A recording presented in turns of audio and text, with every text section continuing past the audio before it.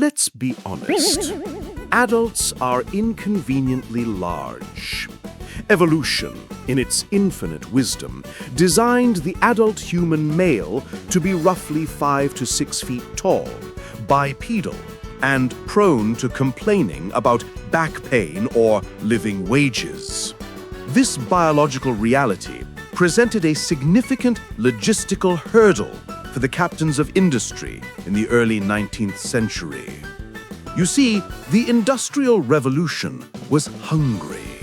It had an insatiable appetite for coal to feed the steam engines, the blast furnaces, and the fireplaces of a middle class that had recently decided they liked being warm.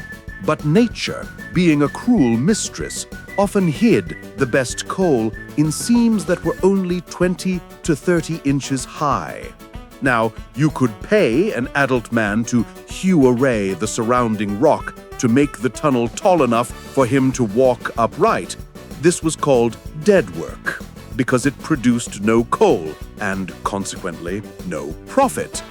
It was a waste of time, energy, and capital. Or you could look at the problem laterally.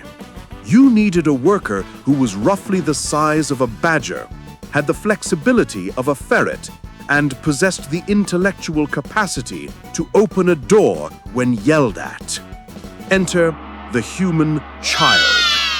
The Victorian mine owner didn't look at a 6-year-old and see a vessel of innocence. He saw a biological solution to a geological problem. Children were the essential machinery of the narrow seam. They fit where no man could. They were the perfect organic component for a subterranean extraction engine. The taxonomy of subterranean youth. It is a modern misconception that all child laborers were just generic helpers. Far from it. The 19th century mine offered a robust career ladder for the aspiring toddler, a hierarchy of roles that utilized every ounce of their diminishing vitality. The trapper, an entry-level position. The career of a subterranean prodigy typically began at the tender age of 4 or 5. At this age, a child is not much use for heavy lifting, but they are excellent at sitting still. Thus, the role of the trapper was born. Ventilation in a mine is tricky. You need to direct fresh air through miles of twisting tunnels to flush out fire damp, the methane, before it blows everyone to kingdom come, and choke damp, the carbon dioxide, before everyone quietly suffocates. To do this, you install doors. But doors need to open to let the coal wagons through and close immediately to keep the air flowing. The trapper's job was to sit in a small niche carved into the rock behind the door, holding a string. When they heard the rumble of a wagon, they pulled the string. When the wagon passed, they let go. That was it. That was the job. For 12 to 18 hours a day. Imagine the meditative bliss of it, sitting in absolute darkness, because candles cost money, and why waste a penny on a child who just needs to pull a string? It was a solitary confinement that paid wages. Critics might call it sensory deprivation torture, but the Victorians called it gainful employment. Little John Saviour, a 7-year-old veteran of the industry, told the 1842 Commission, "I stand and open and shut the door. I'm generally in the dark and sit me down against the door. I like it very well. It doesn't tire me." See, he liked it. Please ignore the part where he says he never sees daylight and has never heard of God. The Hurrier and the Thruster, the human engines. Once a child had proven they could sit in the dark without dying of terror, and perhaps grown a few inches, they were promoted. Around age 6 or 7, they became Hurriers. This is where the why it was better argument really gains traction, at least from a biomechanical perspective. Before the widespread use of pit ponies, who were expensive to feed and house, children were the primary engines of coal transport. The Hurrier was harnessed like a draft animal. They wore a girl belt, a leather strap around the waist with a chain passing between their legs. This chain hooked onto the corf, a heavy tub of coal. The child would then get on all fours and crawl through the muck, dragging the tub behind them. If the tunnel was steep, a second child, the thruster, would work behind the tub. Lacking a harness, the thruster had to improvise. They would place their hands on the back of the tub and push with their head. Yes, their head. This technique was so effective that it often wore the hair right off the crown of the child's scalp, leaving a permanent bald spot. A badge of honor, really, signifying one's commitment to the firm. These teams of children, the engine and the caboose, moved tubs weighing over 600 kilograms. That's the weight of a grand piano, moved by 2 first graders through a tunnel the size of a kitchen cupboard. The economic efficiency of the small. Why was this system superior? Efficiency. To replace these children with horses would require widening the tunnels, a massive capital expenditure. To replace them with men would require paying adult wages. A child might earn 5 to 8 pence a day. An adult required shillings. By utilizing the natural smallness of the child, the mine owner could extract coal from seams that were otherwise economically unviable. The child was not just a worker, they were a technology. A self-replicating, self-repairing, to a point, low-maintenance haulage unit. In the next section, we will look at the American innovation on this classic model, the breaker boy, and why fresh air isn't always a good thing. The American innovation, fresh air and bleeding fingers. The breaker boys, a surface-level hell. While the British were perfecting the art of the subterranean crawl, the Americans, specifically in the anthracite fields of Pennsylvania, developed their own specialized form of child utilization, the breaker boy. Anthracite coal is stubborn. It comes out of the ground mixed with slate, rock, and ash. Before you can sell it, you have to clean it. In the modern era, we use flotation tanks and centrifuges. In the late 19th century, they used 8-year-olds. The coal was hoisted up into a massive structure called a breaker, crushed by rollers and then sent cascading down long chutes. The breaker boys sat astride these chutes like riders on a very gritty toboggan. Their job was to plunge their hands into the moving stream of coal and pick out the slate. Now, you might think, well, at least they were outside. At least they weren't in the dark. Oh, how naive you are. The atmosphere inside the breaker. The air inside a coal breaker was so thick with dust that, according to photographer Lewis Hine, it would obscure the view. It wasn't just dust, it was a suspended abrasive. While the underground trapper might suffer from a lack of oxygen, the breaker boy was actively inhaling a solid substance. This led to miner's asthma, black lung, often before the child hit puberty. But the real genius of the breaker system was the red top. Anthracite is sharp. Slate is sharper. When you stick your bare hands into a rushing river of jagged rocks for 10 hours a day, your skin tends to give up. The boy's fingers would be cut, scraped, and worn raw to toughen them up, or perhaps just to prevent infection, or maybe just because the universe is cruel. The coal was often washed with water. But this wasn't Evian. the water reacted with the sulfur in the coal to create a mild sulfuric acid. So, the boys were essentially washing their open wounds in acid all day. Their fingers would swell and turn red, hence the nickname Red Tops. The Machinery of Mutilation. The breaker was also a giant machine filled with gears, conveyors, and crushing teeth. And do you know what children are famously bad at? Being careful around giant crushing gears. If a boy reached too far to grab a piece of slate, or if he slipped on the dust-slicked chute, he could be pulled into the machinery. Stories of boys being mangled or smothered to death in the coal bins were common. But from an economic standpoint, brilliant. The capital investment in a breaker boy was zero. If one broke, pun intended, there was a line of immigrant children, Irish, Polish, Italian, waiting at the gate to take his place. Wages and the privilege of work.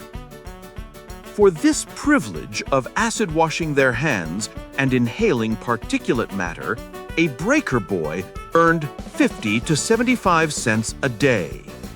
This brings us to the core of our sarcastic inquiry. Why was this better? Because it was an entry-level job. In the US, a hard-working breaker boy could aspire to become a door boy, trapper, then a mule driver, and eventually a full-fledged miner. It was a clear corporate ladder. You started by picking rocks, and if you didn't die of tetanus or getting crushed, you earned the right to go underground and risk cave-ins. It was the American dream coated in soot. The economic argument, or why starvation is worse. We must pause our mockery for a moment to consider the cold, hard math of 19th century survival. Why did parents send their children to these hellholes? Were they monsters? Did they hate their kids? No, they liked eating. The 19th century economy was a family wage economy.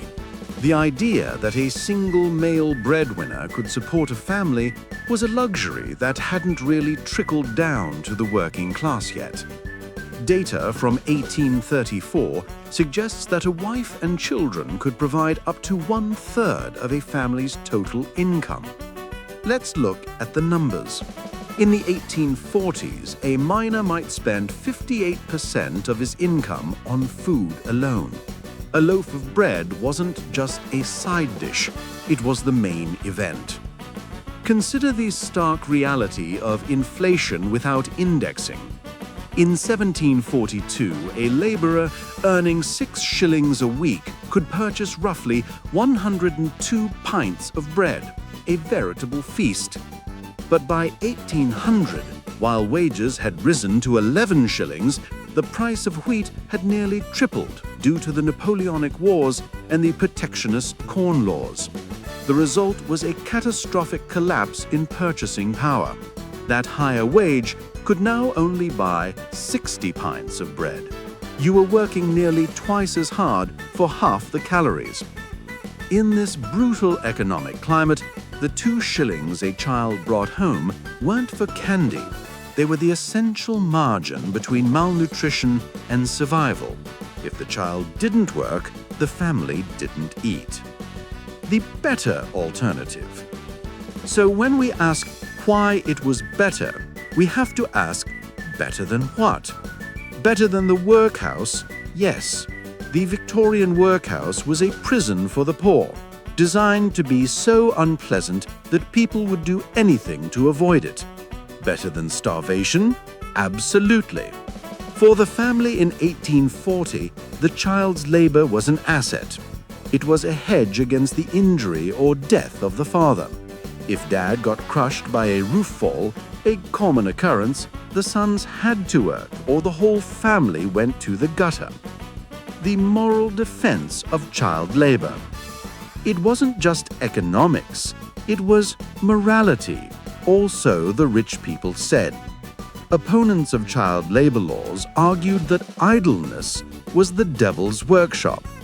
Lord Londonderry, a coal magnate who definitely never crawled through a 20-inch seam in his life, argued in the House of Lords that the boys working in his mines were playful and cheerful.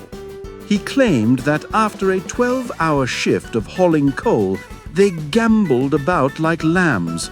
A prominent lady citizen in the US complained, "I am really tired of seeing so many big children, 10 years old, playing in the streets." The logic was simple. If they aren't working, they are becoming criminals. The mine was a school of discipline. It taught obedience, toughness, and the value of $1 or a shilling. If a boy didn't learn to bend his back by age 7, how would he ever be a productive member of the underclass? So you see, sending a child to the mine was actually an act of benevolence. It was saving them from the streets. The tipping point, when the water came in. The Husker colliery disaster. The "it was better" argument tends to fall apart when you count the coffins. On July 4, 1838, a summer storm hit Silkstone in Yorkshire. The Husker pit had a ventilation drift, a tunnel leading to the surface. When the rain started, the children working underground did what any sensible person would do. They tried to go home. They waited at the bottom of the drift for the pit engine to pull them up. But the stream on the surface broke its banks. A torrent of water poured down the shaft. 26 children drowned. Some were as young as 7. James Birkinshaw, 7. George Birkinshaw, 10. Joseph Birkinshaw, 7. Isaac Wright, 12. Abraham Wright, 8. It wasn't just that they died, it was where they died. They were deep underground, miles from their parents, doing a job that society had tacitly agreed was fine for them to do. This disaster kicked off a firestorm. It was the Titanic of child labor. It forced the British public to look at what was happening beneath their feet. The 1842 Commission, the report that shocked the world. In response, the government launched the Children's Employment Commission of 1842. They sent inspectors into the mines to interview the workers. And this is where the story gets truly interesting, because what shocked Victorian Britain wasn't necessarily the labor, it was the trousers. The Commission published a report filled with illustrations. They showed women and girls stripped to the waist because of the intense heat, crawling on all fours in the same tunnels as men. Victorian society gasped, naked, with men, in the dark? The moral outrage was less about "these children are dying" and more about "these girls will be unfit for marriage." Lord Ashley, the good guy in this story mostly, used this prudery to his advantage. He knew he couldn't get the Lords to ban child labor just because it was cruel. Cruelty was the standard operating procedure of the 19th century. But if he could prove it was immoral and indecent, he had a chance. The Voices from the Dark.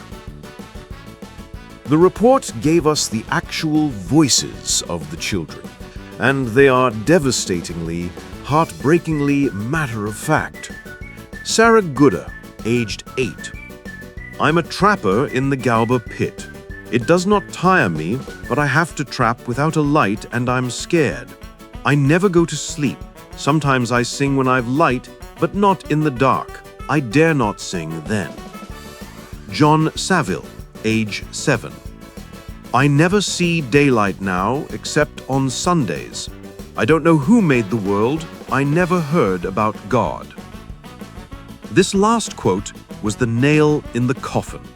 The Victorians could tolerate a child with a broken leg, but a child who didn't know God? That was a bridge too far.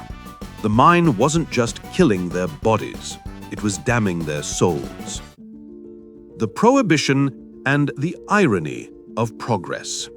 The Mines and Collieries Act of 1842. Parliament acted.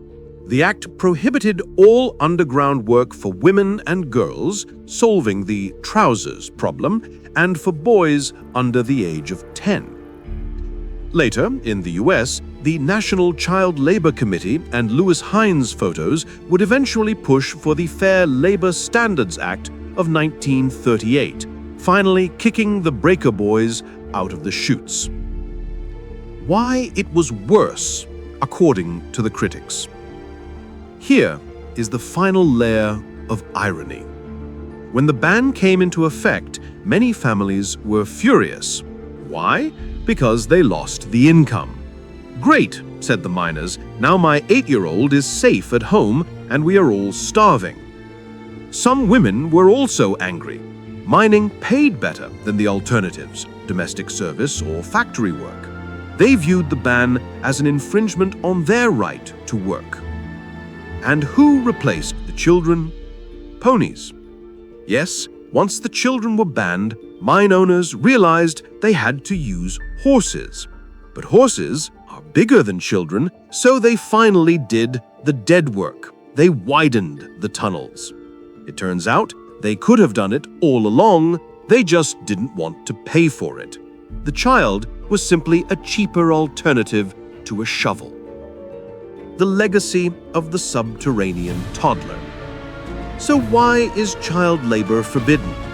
Because we decided, collectively, that the long-term value of a human being is higher than the short-term value of a bucket of coal.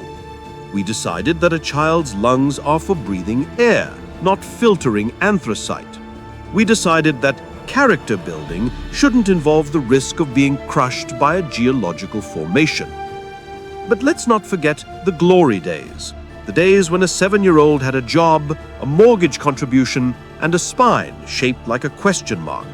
The days when the economy was fueled by the literal blood and bone of the youth. Was it better?